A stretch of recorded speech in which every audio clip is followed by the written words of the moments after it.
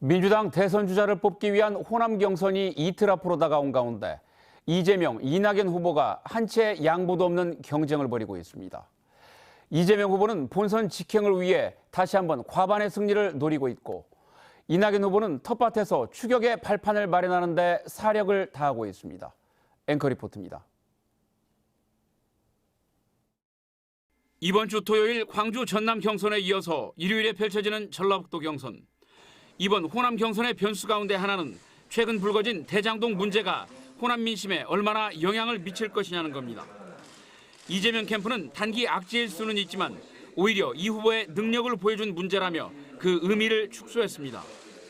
이낙연 캠프는 하지만 국민적 의구심이 큰 만큼 후보 간 유불리를 떠나 수사를 해야 한다는 입장입니다.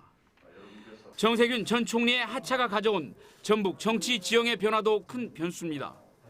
추석 연휴에 정 전 총리를 지원했던 안호영 의원이 이재명 후보의 지원 조직인 기봉 국가연대 전북본부 상임 고문을 맡았고, 이원택 의원도 공식 지지를 선언하는 등 이 후보 쪽에 새가 몰리는 분위기입니다.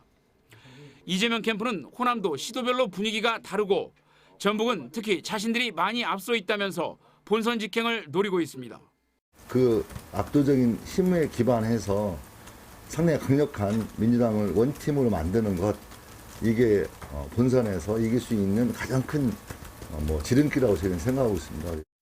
이낙연 캠프는 최근 일부 여론조사에서 이재명 후보를 바짝 따라붙고 호남에서는 역전한 데 크게 고무돼 있습니다. 전북 경선은 해볼만 하다고 생각합니다. 전북에서 결선 투표를 할 수 있도록 힘을 모아주시면 역동적인 민주당 경선이 될 것이라고 확신합니다. 지금까지 누적 득표율은 이재명 후보 53.71%, 이낙연 후보 32.46%. 이재명 후보가 끝까지 과반을 유지하면 민주당 대선 후보가 돼 본선에 직행하지만 50%에 미치지 못하면 1위를 차지해도 2위 후보와 결선을 치러야 합니다.